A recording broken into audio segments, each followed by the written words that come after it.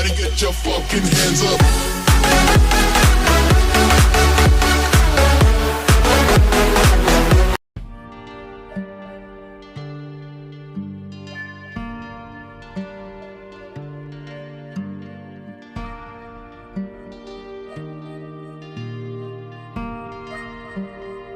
You cannot afford a world with slavery, which literally takes someone and turns them into a machine.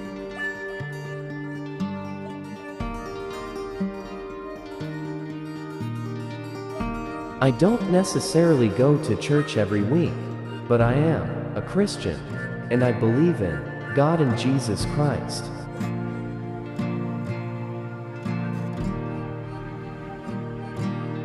We do need an attitude of leadership in our government, which demonstrates faith in our population centers outside of Perth.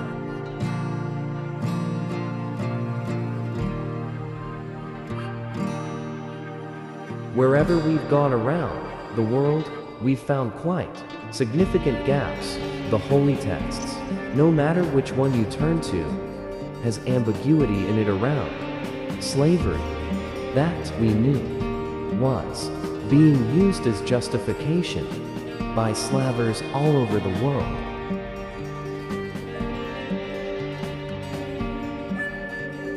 If you look hard at it, if you look hard at the bleeding heart attitude, to always throw money at issues, throw money at problems, what you're in fact probably saying is, you're exercising a prejudicism, low expectations.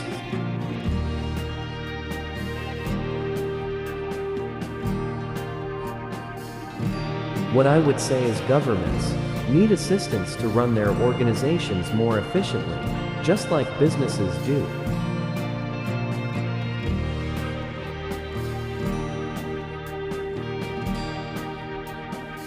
Tax can be structured in a way that actually encourages investment in infrastructure and encourages investment in Australia from overseas.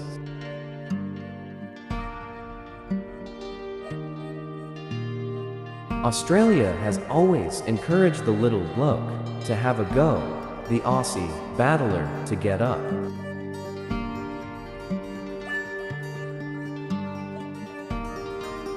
My greatest love in life is to develop projects. I just get a huge kick out of that. I've been doing it since ever I could.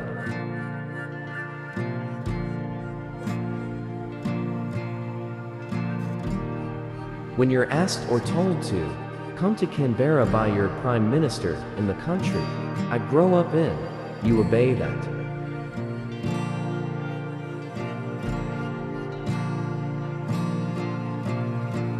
I will always put family first. Every time I haven't, I have regretted it and apologized.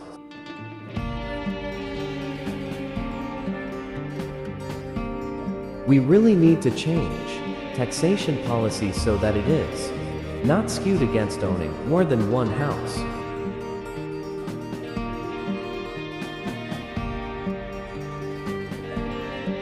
I'm never looking at life in terms of legacy.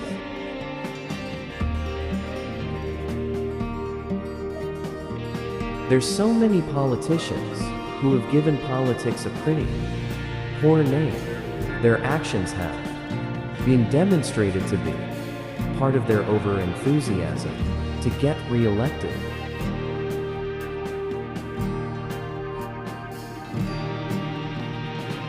I'd like to see the University in Western Australia and 4 or 5 universities in Western Australia really excel through having some of the greatest minds in the world attracted to it.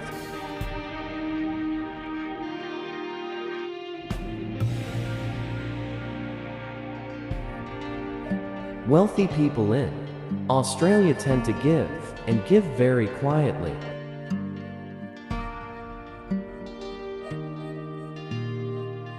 I don't see why, if you look at how the Australian culture and psyche is, that we can't be the most generous from the grassroots of nations in the world.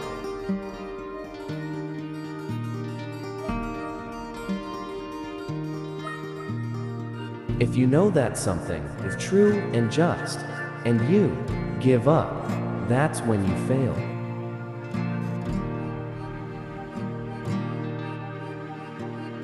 If you haven't had a few dents in your resume, you haven't tried.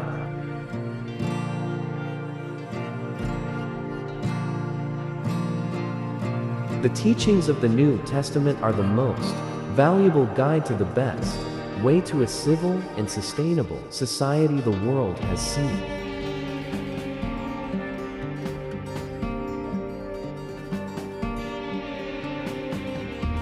We are not about creating a forest dynasty, we're about helping others.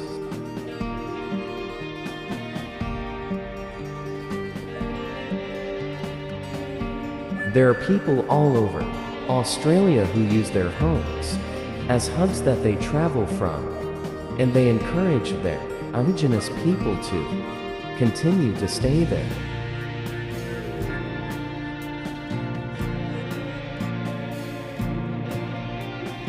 The most generous part of your philanthropy could be the time you put into procure the same results and same outcomes and same returns you demand in business.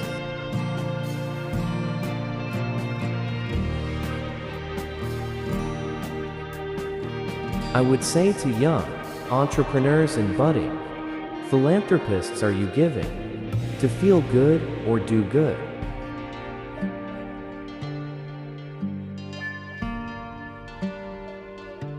Disparity is Australia's worst social problem, and thousands of lives are slowly being crushed, while billions are wasted on thousands of little initiatives trying to close the gap.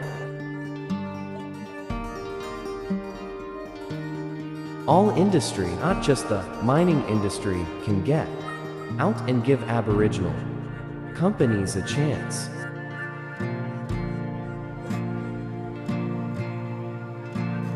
You don't try and put rockets under prime ministers.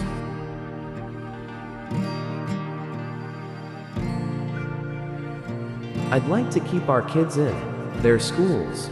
I'd like to keep our young men and women in jobs.